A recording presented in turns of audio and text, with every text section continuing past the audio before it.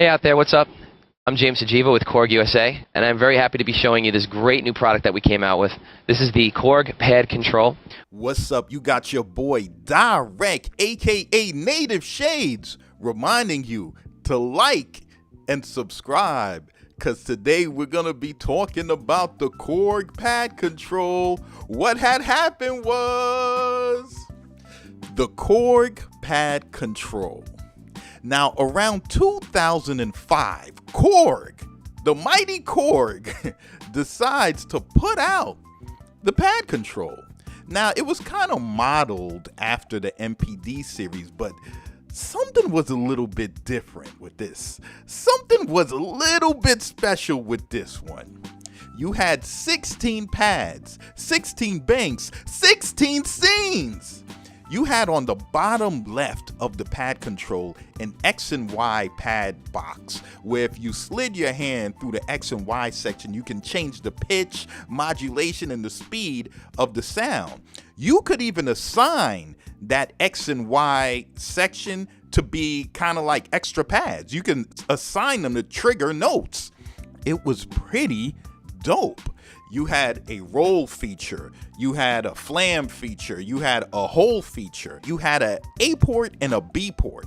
Meaning, like, let's say if you're using the Padkontrol to control like a VST and Pro Tools on the A port, you could also still have it connected with the B port to like a outboard piece of gear, like a keyboard or something. But even with all that fly stuff, what made the Padkontrol unique and special was the sensitivity of the pads. I'm telling you, the Padkontroller pads are probably the most sensitive pads I have ever felt on any machine, period. Okay? Anybody that has a Korg Padkontrol will tell you that, and they did tell you that. Now, the Padkontrol came out at a time where everyone was DAW crazy. Everybody had a DAW of their weapon of choice. You had Ableton Live, you had Reason, that had, that all the boom bap guys from like the 90s and everything. That was the only DAW those dudes gave props to, was Reason and Pro Tools. That's it. Because Reason still had that hardware kind of feel. Even arranging the Reason modules was like if you had rack samplers and you was arranging them together.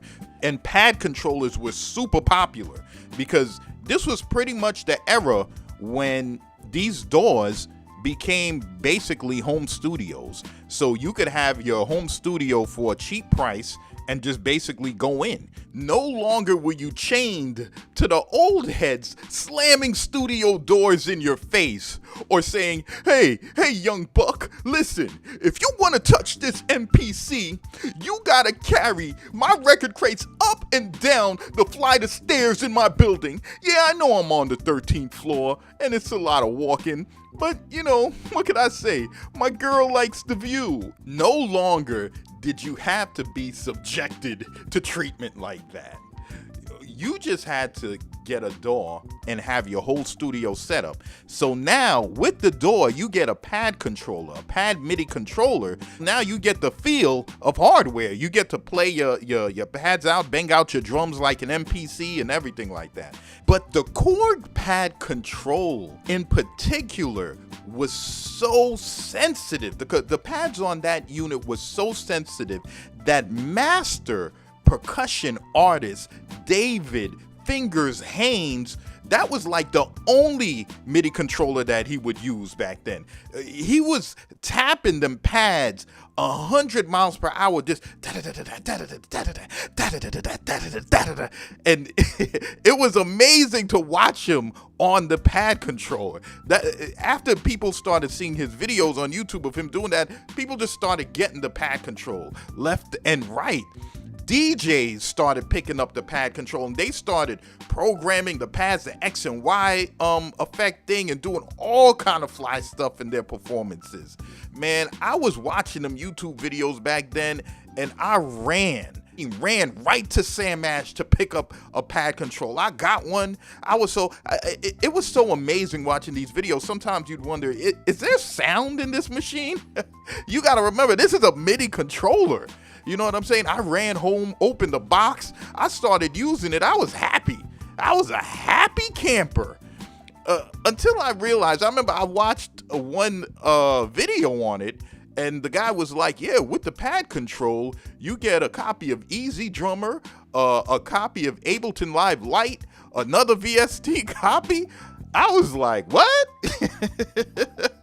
I looked at my box. I didn't see none of those copies. I didn't see no CD software. I didn't see no Easy Drummer copy. I didn't get anything. I was like, man, Sam Ash, they got me. You know how when Sam Ash, people return stuff, so, they'll sell it back? You know what I mean? I probably didn't know any better back then, so I got a box someone returned probably, and they just didn't even check the packaging, and they just gave it to me. Or Sam Ash, the people there probably just said, hey, yeah, this is pad control. Hey, John, yeah, this thing comes with some dope CD software. I'm getting Easy Drummer, Ableton Live Lite. I'm getting a copy of Geist. Hey, let's take these CDs out the box and sell it to these kids. So I didn't know any better, man. I brought that joint, man. I was tight. I was so tight, man. But the pad control was so dope that even with me not getting the additional pieces of software, I was happy. But now with all that was good, the pad control did have its arch nemesis, which was, you guessed it, the Akai MPD32, Akai's flagship MIDI controller as far as pad controller. And to give it credit, Akai did come out first with the whole pad controller thing. So, it had more sliders than the actual Korg Pad Control. The Korg Pad Control really doesn't have any slider. It just has 2 knobs. The MPD has, I think it has about 8 knobs or something, so it has more knobs and sliders than the Pad Control. And the MPD does have transport controls like play, stop, rewind, fast forward, and record.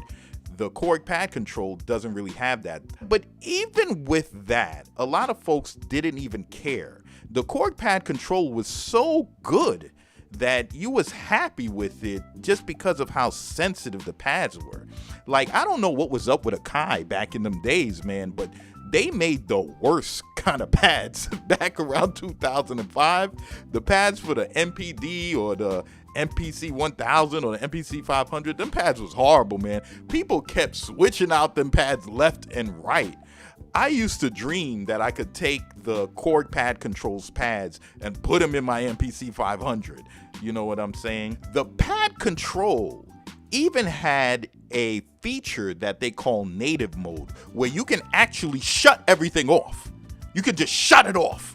Everything on the Pad Control, all the buttons and everything will be shut off. And you could program it. Like, if you knew code, you can program those buttons, the knobs and everything to do whatever you wanted to do. There was a guy on YouTube with a channel, I think his name was Stray411. He actually would make programs that had the Pad Control doing everything crazy, like being an actual sequencer, the whole button and another button together. It does something crazy, like it'll record and then stop. And so you could actually program the Pad Control to do whatever you wanted it to do if you knew code. He would use that program, Max for Live, and then he would just sell them, which was pretty dope.